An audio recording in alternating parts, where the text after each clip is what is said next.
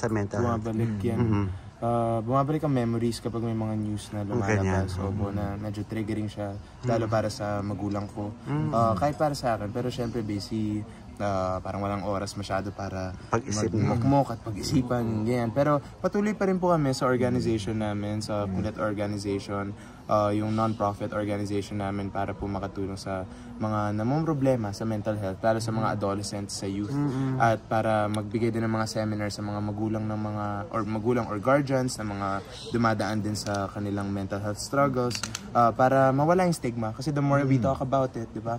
Itong mga news na to, it's terrible, di ba? Parang sana wag na po natin hayaan na may mawala pang kabataan sa ganitong paraan. Kasi magkakasama naman tayo sa mundong to, and kaya naman natin to be there for each other and to be kind to each other, and alamin kung ano yung pinagdadaanan ng isa't isa. Kung hindi man, alam mo yun, of course I suggest seeking professional help.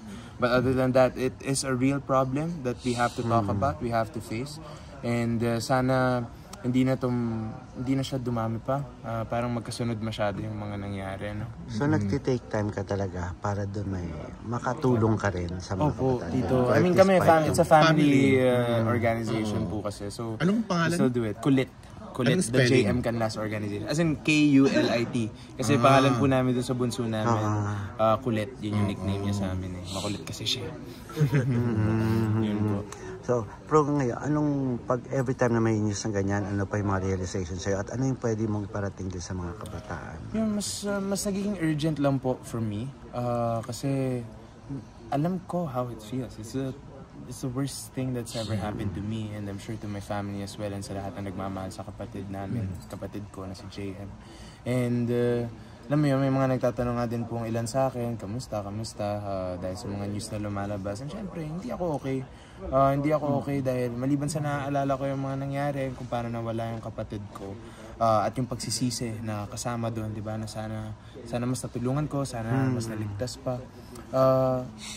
I don't want anyone to go through what I went through. I don't want any other family, any other father, mother, brother, sister, pagdaanan yung pinagdaanan ng pamilya namin.